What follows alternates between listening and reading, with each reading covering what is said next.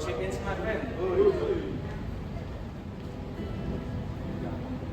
semua. Selamat datang Bapak Pendeta, Ibu Irsi, Ibu dan semua teman-teman PDO Immanuel. Puji syukur atas segala kebaikan Tuhan, kita masih bisa bersama, kita masih bisa bersekutu setiap Jumat, itu semua karena anugerahnya. Saat ini kita akan mulai kebaktian kita, biar kita menaruh hati kita, memandang kepada Dia, dan segala puji hormat hanya kemuliaan namanya. Kita sama-sama berdiri. Bu Yesi mau join ya?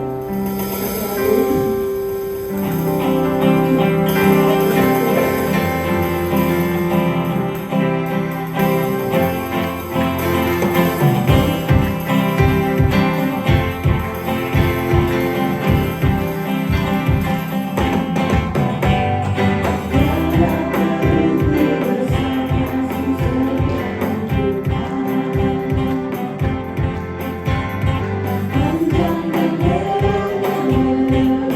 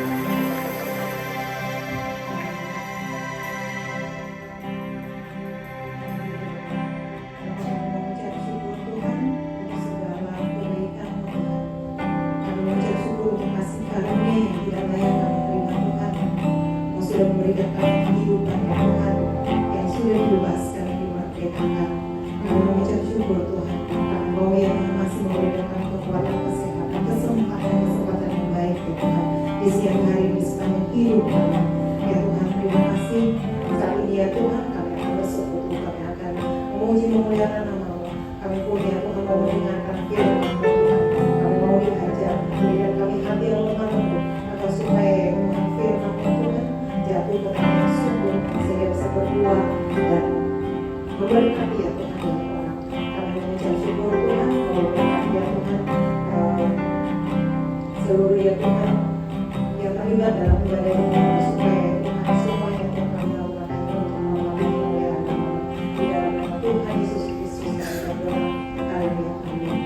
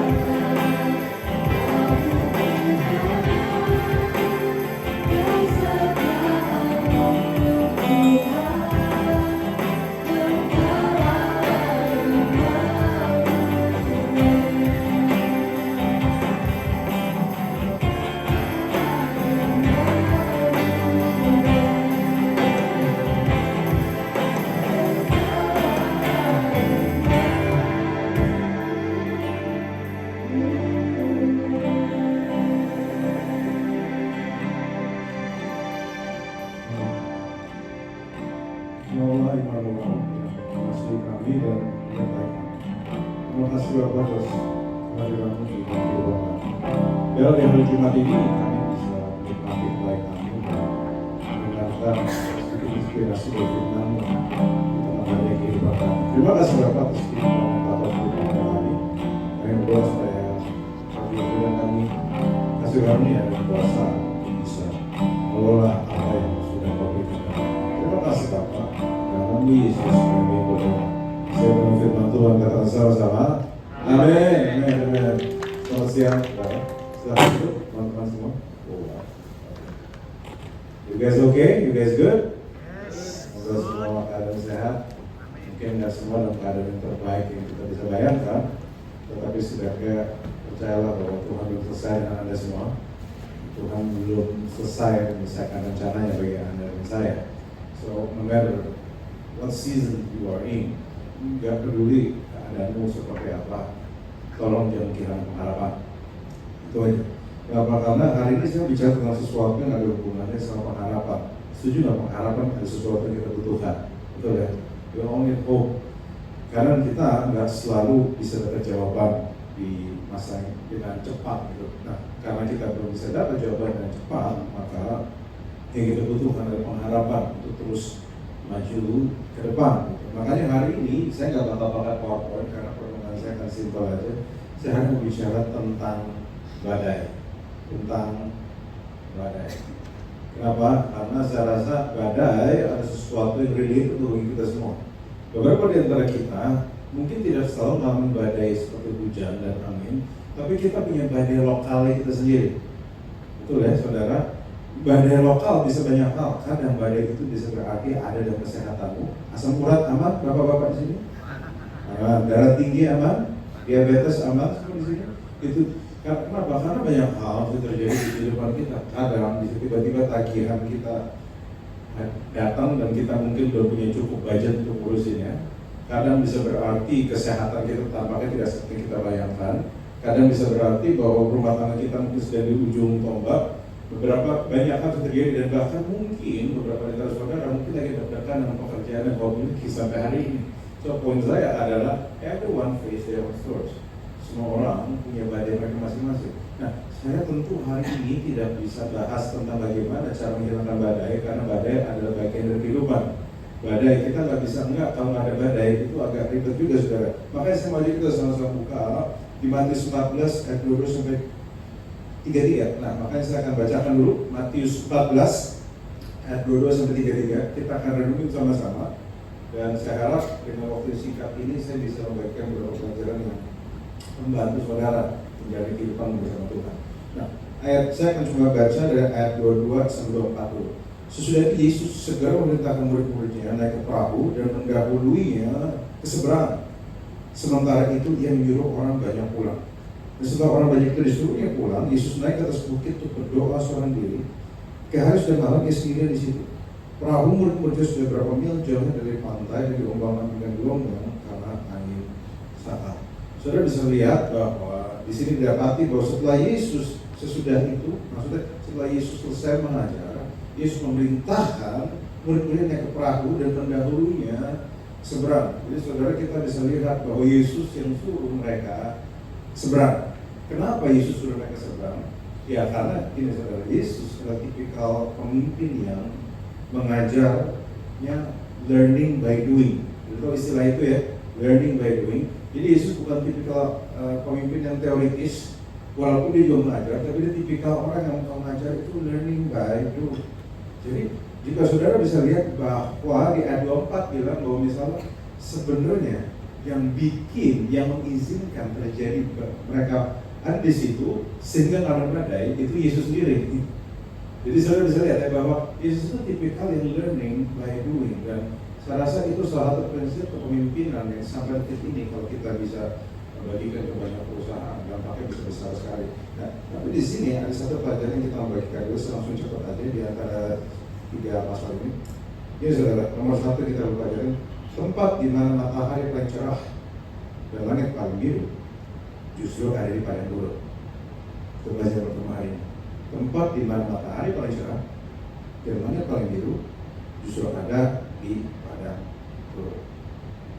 So far so good, saudara. Saya ulang sekali lagi ya, tempat di mana matahari paling cerah dan langit paling biru itu justru adanya di padang gurun. Dan apa dia tahu saudara mungkin tidak suka dengan kata badai. Gak usah saudara, saya tidak suka badai. Tapi kita sendiri juga punya ekspektasi yang berbeda dengan hidup kita. Beberapa dengan teman-teman saya, rekan-rekan saya kalau ditanya, hidup impiannya seperti apa? Mereka bilang, udah poya-poya, tua kaya raya, mati masuk surga. Ada yang merasa kayak gitu? I think majority of people like that kind of idea. But at the same time, kita harus lihat bahwa kita pengen matahari selalu cerah, kita pengen langit selalu biru, kita pengen segala sesuatu berjalan dengan baik, bukan badai. However, saya menemukan bahwa tempat di mana matahari paling cerah, terus-terusan cerah, dan langit selalu biru dan tidak ada awan, ternyata saya cek di Google, salah satu tempat yang ada di padang gurun. Jadi artinya bahwa kadang doa yang kita impikan bahwa kita pengen segala sesuatu berjalan baik-baik saja, tampaknya tidak selalu baik. Kenapa? Karena tampaknya itu berisiko menghadirkan padang gurun kehidupan kita. Saudara, kalau saudara tahu, saya kan ada kasih tahu, I'll tell you boy, padang gurun adalah tempat di mana begitu banyak hal paling sulit bertumbuh. Maka saudara bisa lihat bahwa orang-orang yang, sorry kalau saya berkata ini, privilege-nya terlalu banyak dari lahir. Banyak, saudara tahu kan ada istilah di umur berapa kamu punya duit 100 juta? Pernah dengar kan cerita itu kan? Sementara kita tahu di Indonesia ada orang baru lahir aja belum ngapa-ngapa udah 1 miliar gitu maksudnya. Nah, tentu saya mungkin beberapa di antara saudara mengalami seperti itu. Clearly not me, saya nggak ngalamin seperti itu. Tapi poin saya adalah kadang privilege kalau tidak digunakan dengan baik akan punya dampak yang tidak baik juga di kehidupan kita. Saya tahu orang-orang yang terlalu dimanjakan dari kecil sehingga dia tidak hidupnya jadi kayak padang gurun, dia tidak bisa menghadirkan apa-apa di kehidupannya dia. Tentu bukan berarti semua orang seperti itu, tapi ada yang seperti itu. Dan makanya saudara bisa tahu Yesus sendiri yang mengizinkan murid-muridnya mengalami badai. Saudara bayangkan kalau misalnya Yesus tidak suruh mereka ke danau Galilea, ke tengah danau Galilea ke seberang, mereka tidak akan mengalami badai. Nah, makanya itu yang pertama kita perlu pegang saudara bahwa ini yang Yesus impikan, bahwa dia bukan pengen saudara belajar ibadah, tapi memang ada beberapa pelajaran yang kita bisa mengerti di sini. Nah, ayat 25, 26, 27 mengatakan gini, kira-kira jam 3 malam datang Yesus pada mereka berjalan di atas air. Nah, saudara, saya mau nanya, pernah nggak saudara merasa saudara dalam badai, tapi Tuhan nggak hadir di situ? Some of you may feel that. Bagaimana saya bisa menghadapi badai di kehidupan saya kalau saya tidak merasa Tuhan hadir di situ? Loh, saya tahu banyak hal bisa terjadi di hidup saudara. Saya tahu begitu banyak hal yang mungkin dialami. Tapi pada waktu kita merasa Tuhan hadir di hidup kita, kita bisa rasa lebih kuat. But how kalau misalnya kita nggak merasa Dia hadir di kehidupan kita? Kenapa saudara? Kalau saudara bisa lihat di sini di ayat 24 dan 25, sebenarnya kalau saya boleh bilang, kalau saya sempat perhatikan dalam sejarah dan dalam geografinya, ini itu bukan jarak yang dekat. Yesus menurut beberapa terjemahan kira-kira antara jam 3 sampai jam 6 sore, jam 6 pagi dia baru muncul. Tapi kalau saudara lihat bahwa sudah bermil-mil jauhnya, dia ada di danau Galilea. Mereka ada, jadi gini saudara, kalau saudara mau tahu, danau Galilea itu punya luas sekitar 166 km persegi. Oke, dan kita harus tahu bahwa konteks zaman dulu, saya mau kita baca sejarah dikit ya, is it okay? Nah, jadi gini, pada waktu Yesus suruh murid-muridnya ke tepi danau, ada kemungkinan besar bahwa mereka suruh ke danau itu pada waktu sore menjelang malam.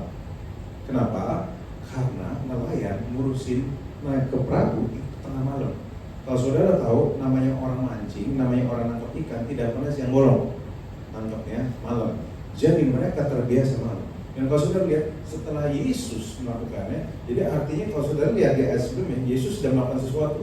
Nah, orang-orang sudah pergi balik. Kenapa orang pergi balik habis dengar khotbah Yesus? Karena hari sudah malam. Dan zaman dulu tidak ada yang namanya lampu. Okay? Adanya cuma lampu-lampu di dunia kecil itu doang. Makanya saudara, pada zaman dulu hidup tidak seperti kita bayangkan. Kalau kita di Jakarta sampai jam 11 malam masih macet, betul apa enggak? Nah, tapi zaman dulu enggak seperti itu. Zaman dulu begitu sudah petang cenderung malam, di situ kegiatan-kegiatan makin lama makin menghilang. Dan orang sudah tidak bisa berdagang lagi. Kenapa? Karena tidak ada namanya lampu. Jadi begitu udah jam 6, jam 7, semua orang sudah cenderung masuk ke kamarnya dan mereka sudah mulai melakukan kegiatan-kegiatan yang hanya bisa dilakukan dalam gelap. So, poinnya lagi ini, pada waktu ada jarak yang sangat lama antara ada jarak beberapa jam antara jarak dari perahu itu masuk ke danau Galilea sampai Yesus hadir di badai mereka. Masuk akal saudara? Jadi ada jarak sekitar beberapa jam, hampir 7 atau 8 jam kemungkinan besar Yesus di badai. Dan mereka sudah terkena badai dari tengah. Di tengah udah kena badai. Dan sementara jarak perahu, kalau perahu zaman dulu, ingat tidak seperti kapal seperti sekarang, kemungkinan besar kecepatan mereka hanya 3-5 km, 5-10 km per jam. Artinya nggak secepat itu. Artinya mereka sudah di tengah mereka sudah terkena badai cukup lama. Jadi kalau ada di antara saudara yang merasa bahwa di dalam badai saudara Tuhan gak datang, Tuhan gak merasa menyertai, saya cuma kasih tahu, Anda bukan satu-satunya yang merasakan hal itu. Para murid merasakan hal yang sama. Berjam-jam mereka kena badai, berjam-jam mereka nggak bisa melakukan apa-apa, berjam-jam mereka nggak bisa ngapa-ngapain. Walaupun mereka jago, mereka bukan mereka bukan ahli perahu yang bodoh saudara. Mereka jago, mereka sudah bertahun-tahun di seperti itu. Tapi faktanya badai tetap nggak seperti zaman sekarang. Zaman sekarang kapal mungkin lebih kuat, zaman dulu nggak kayak gitu. Tentu akan ada ketakutan. Nah, tapi ayat 26 dan 7 yang ini, ketika murid-murid melihat dia berjalan di atas air, mereka terkejut dan berseru, itu hantu, berteriak, takut. Tapi sudah Yesus berkata mereka, tenanglah, aku ini, jangan takut. Dan ini yang kita pelajari saudara. Ini yang kedua yang saya bagi saudara. Tadi bahasan saya pertama adalah tempat di mana matahari paling cerah dan langit paling biru justru ada di padang gurun. Yang kedua yang saya bahas adalah there are times God calms the storm, there are times God calms the children. Ada waktunya Tuhan tenangkan badai, ada waktunya Tuhan tenangkan anaknya. Jadi saudara lihat ya bahwa kalau saudara lihat di ayat 27, Yesus tidak sama sekali menenangkan badai. Yang Yesus tenangkan adalah anaknya. Saudara mungkin merasa bahwa pada waktu Yesus hadir, saudara merasa mungkin badai yang boleh tenangkan. Tapi sebenarnya yang Yesus butuhkan untuk tenangkan, ada masanya dia akan tenangkan badai. Tapi sebenarnya ada hal yang dia butuh kerjakan, yaitu bahwa dia harus menangin kita dulu. Dan juga sudah lihat begitu Yesus bilang jangan takut. Dan saya hari ini nggak bakal bahas terlalu banyak soal Petrus, saudara. Tapi hari ini kita melihat bagaimana Yesus menenangkan murid-muridnya. Kenapa? Karena ini kemungkinan jadi kunci bagaimana kita bisa melihat diri. Kadang Yesus memang tidak akan berubah situasi. Yang Yesus tenangkan adalah dirimu. Yang dia tidak akan selalu kirim bala bantuan dalam bentuk hal apapun, tapi karena dia kirim bala bantuan adalah dana sejahtera yang mampu segala akal. Kenapa? Karena most of the time banyak badai hidup saudara sebenarnya saudara bisa hadapi. You have tools to deal with the storm.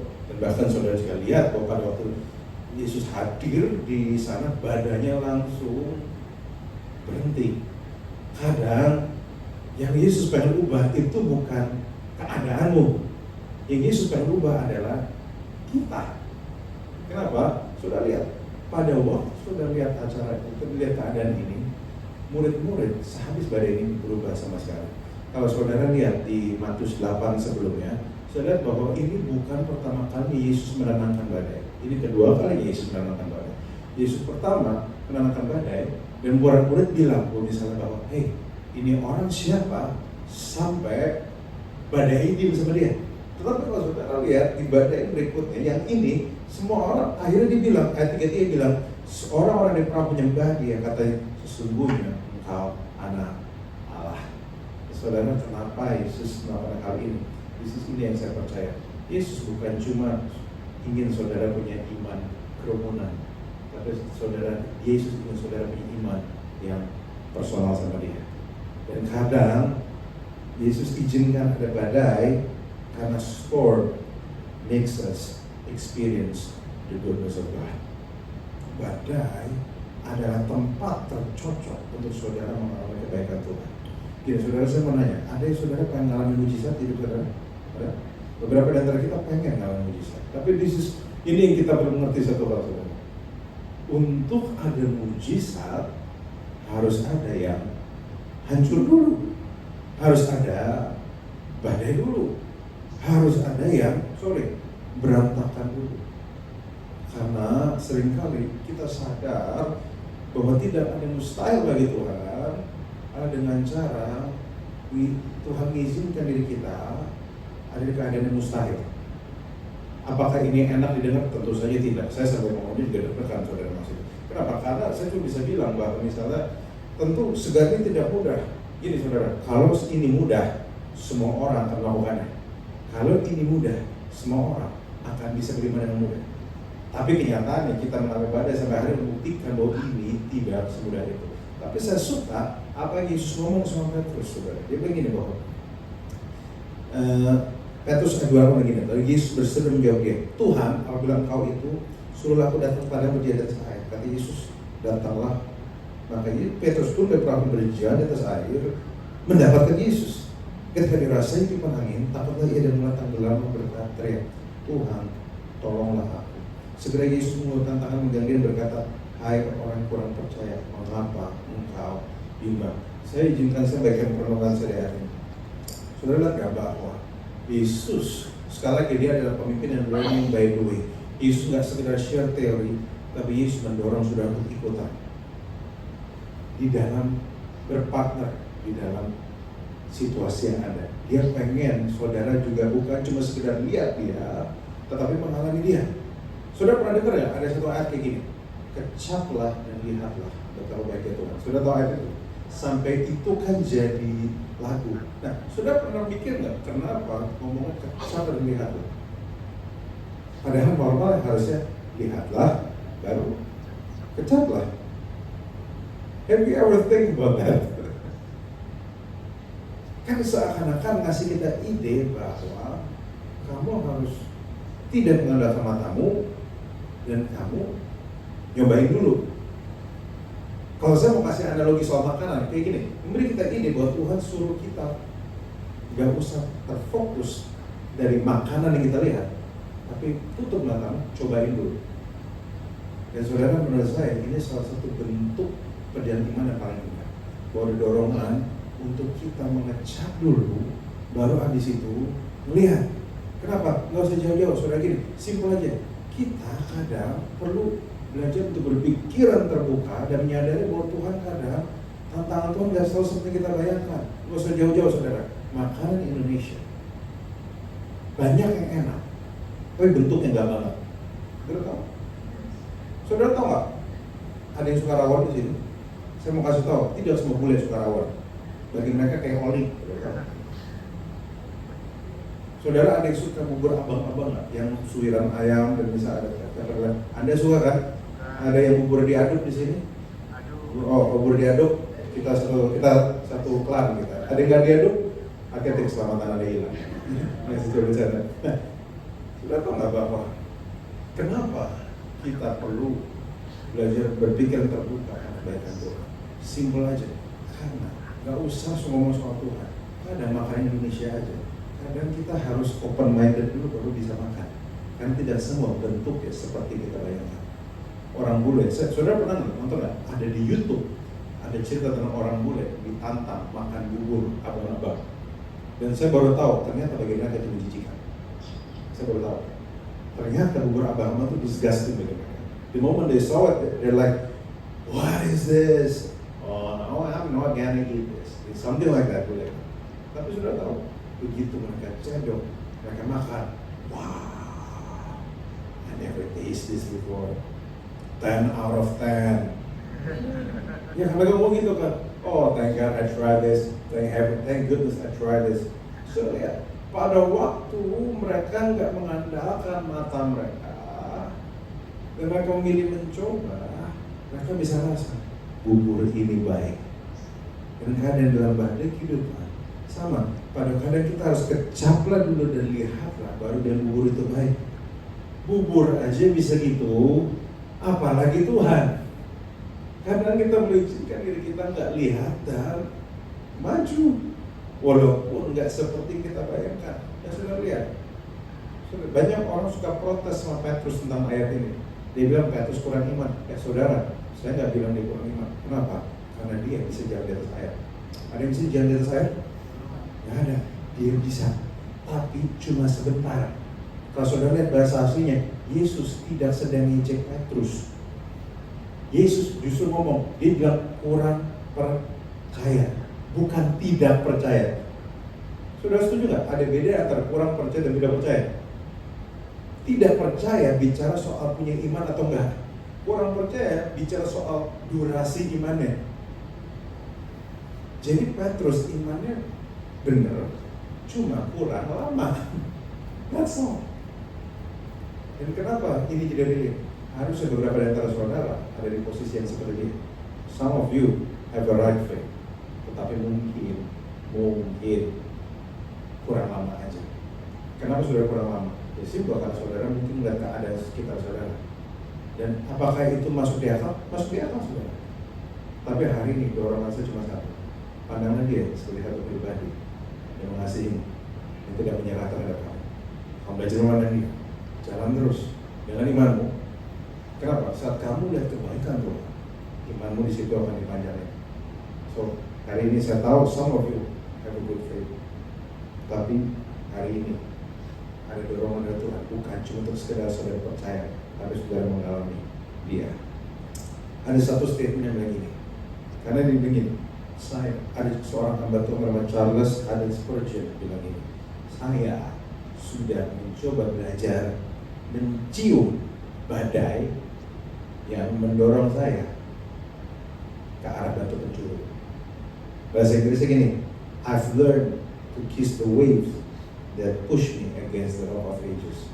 Idenya kayak gini, dia ngomong kayak gini, saya sudah belajar berdamai dengan ombak dan badai membawa saya berbenturan dengan batu penjuru. Batu penjuru siapa? Batu penjuru itu Tuhan. Jadi artinya saudara begini, kadang jika ada badai yang membuat kita malah bertemu Tuhan, jangan-jangan badai itu bukan kutuk, dan badai itu adalah berkat. Saya tahu saudara mungkin pengen pada waktu badai Tuhan itu melepaskan saudara, tapi saudara ada sebuah tantangan dari Tuhan untuk gak cuma sekedar lepas dari badai, tapi kamu kenal Sang Pencipta badai, kamu kenal siapa menciptakan semuanya itu. Kenapa? Karena Tuhan itu gak cuma sekedar pengen saudara kasih hadiah, dia pengen agar saudara berhubungan dengan dia. Dan kadang perlu ada badai agar kita bisa ngalamin hal itu. Ini saudara pernah lihat gak? Ada anak, bedanya anak kecil dan orang dewasa kalau dikasih hadiah. Saudara pernah lihat gak? Ini yang saya temukan ya. Kalau saudara lihat, kalau saya masih ada waktu sedikit, kalau saudara lihat orang yang pernah dapat hadiah, anak kecil saya kasih hadiah, dia happy ya? Dia happy, dia penasaran dengan hadiahnya.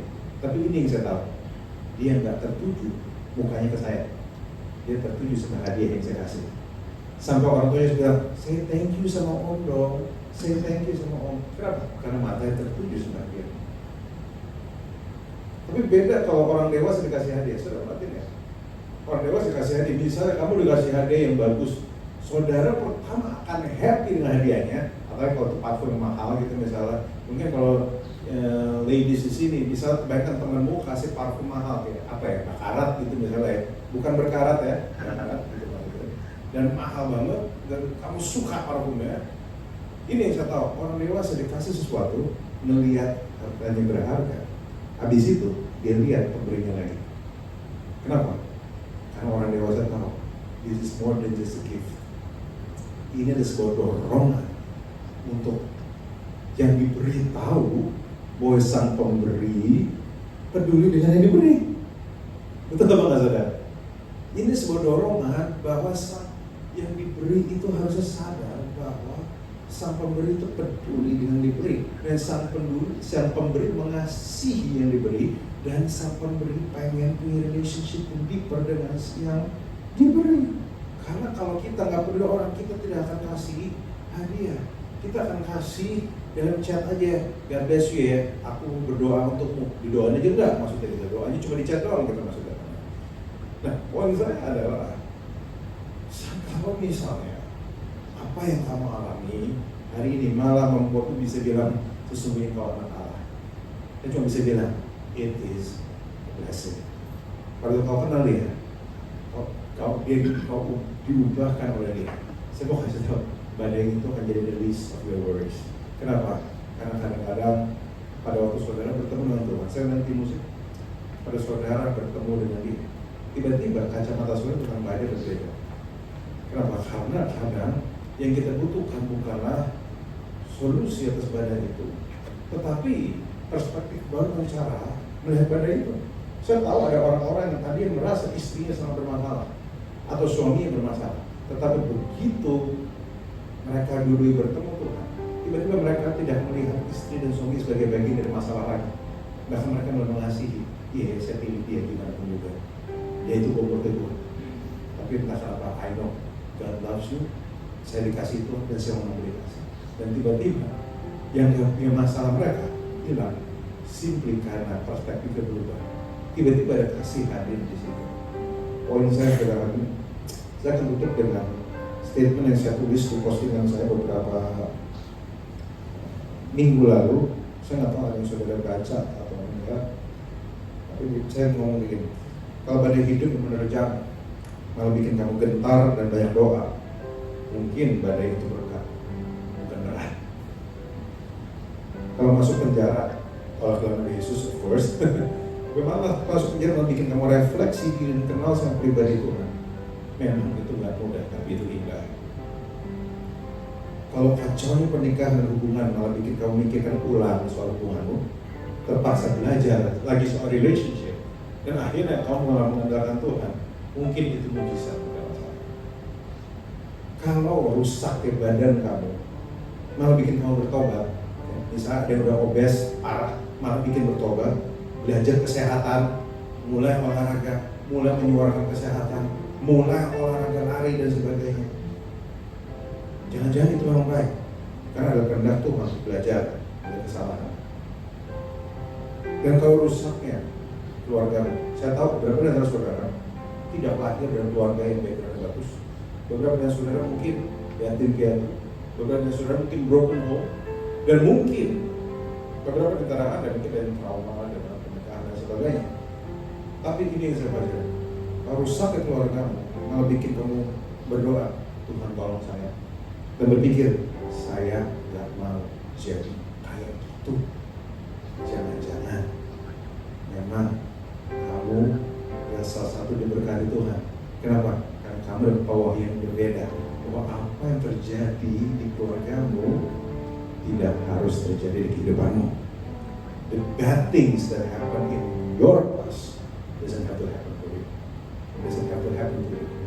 Karena saya berani, kalau orang mengerti bahwa Tuhan bagi kita, saya mau kasih tahu apa yang terjadi di masa lalu tersebut kalau tidak perlu terjadi pada kau. Buat beberapa teman-teman yang sudah pernah broken home, saya mau kasih tahu, you mungkin lahir dari keluarga broken home, tapi rumah tanggamu tidak perlu broken home. Bagi kamu yang mungkin lahir dari keluarga yang tidak berfungsi dengan baik, ada yang lahir dari ayah yang tidak berfungsi dengan baik, it doesn't mean Anda akan seperti itu. God has given the power untuk mengubah banyak hal. Tapi semua dimulai kamu kenal dia, kamu kenal bahwa kamu berharga di mata dia. Saking berharganya, dia mengajak kamu berpartner. Saudara tahu nggak? Dia ngajak terus untuk berpartner, ikutan jalan di air. Kalau kita kan nggak jalan di air, kita jalan di atas penderitaan orang lain, ya kan? Kita nggak jalan di air, kalau saudara tanya. Tapi saudara bayangkan bahwa Tuhan percaya Petrus. Saudara setuju nggak bahwa sangat biasa untuk kita percaya lebih hebat dari kita? Saudara, itu biasa. Saudara kalau misalnya punya teman jenderal, kau akan gunakan koneksimu sedemikian rupa. Kenapa? Karena kau percaya atas apa yang dia lakukan.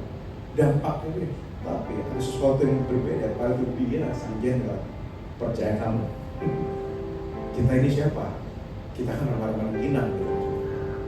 Kita kan hanya kayak botol Coca-Cola yang pas dibuka ternyata cuma tempe gitu maksudnya. Gak segitunya teman-teman.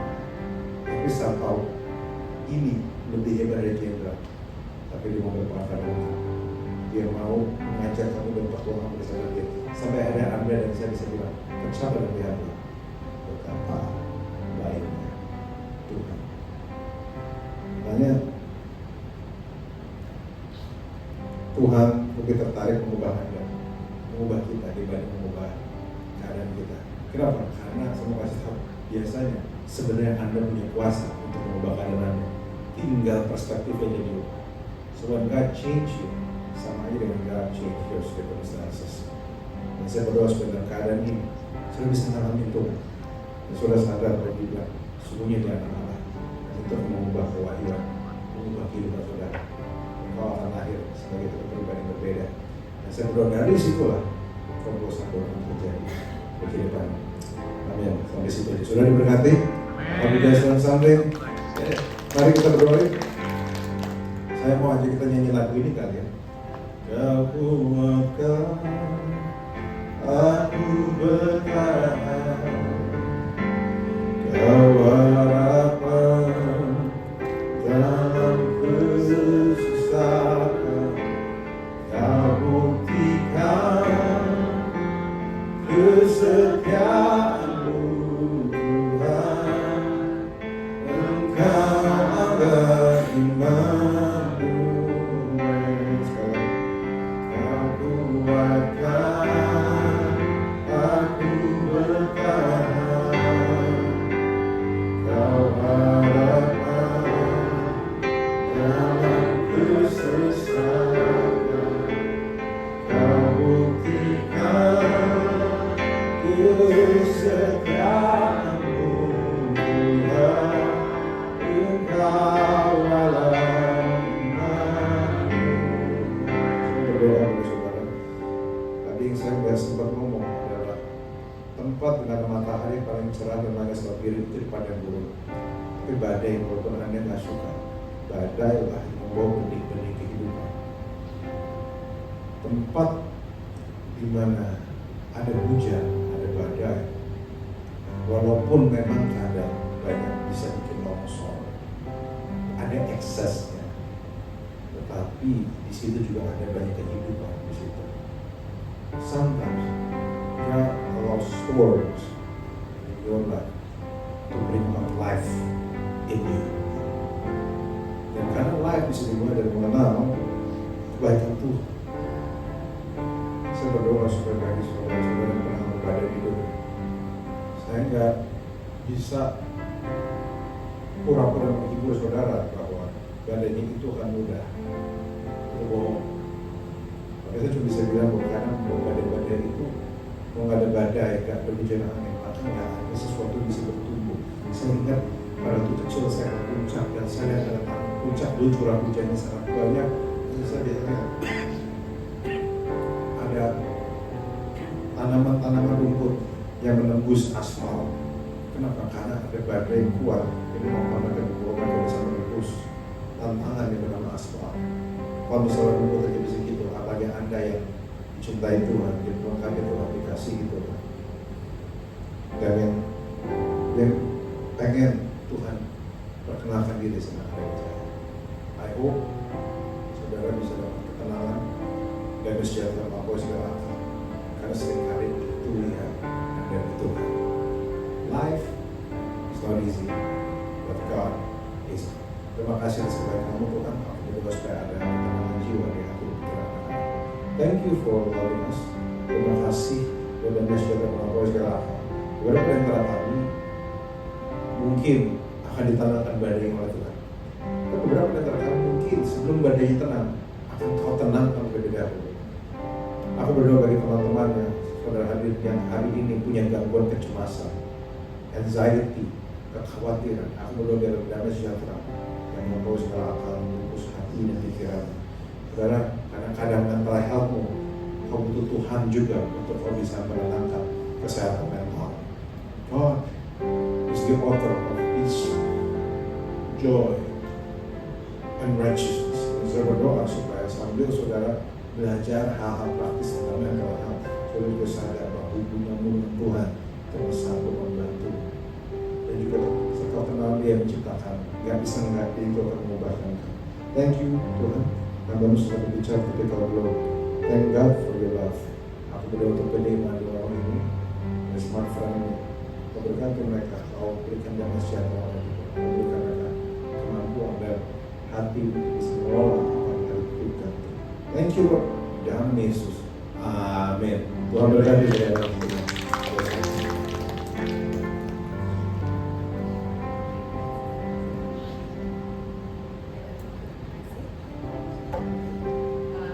Sebelum kita tutup dalam doa, sebelum kita tutup bagian ini kita akan berdoa dulu. Mari kita berdoa. Bapak, terima kasih untuk firman-Mu yang Kau sudah berikan kepada kami.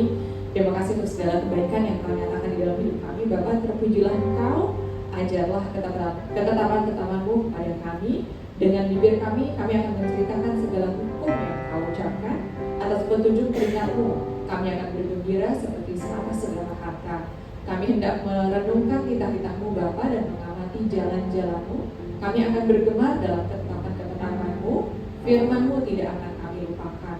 Lakukanlah kebajikan kepada hamba-Mu ini Bapa, supaya kami hidup dan kami berpegang kepada firman-Mu. Singkapkanlah mata kami Bapa, supaya kami memandang keajaiban-keajaiban dari Taurat-Mu. Terima kasih Bapa untuk firman yang Kau berikan kepada kami hari ini. Kami tidak mau Bapak untuk kurang iman Bapak. Kami mau mendapatkan iman yang sempurna yang daripada Engkau.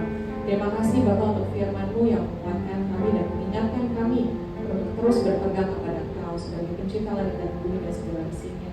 Bapak, terima kasih untuk Pendeta Lewi yang sudah melayani kami hari ini. Kami berkati Pendeta Lewi di dalam setiap pelayanannya, keluarganya, kesehariannya Bapak. Kami tahu Engkau terus memegang tangannya, menjadikan dia kepala bukan ekor, yang pertama bukan yang terakhir, pemimpin dan bukan pengikut Bapak.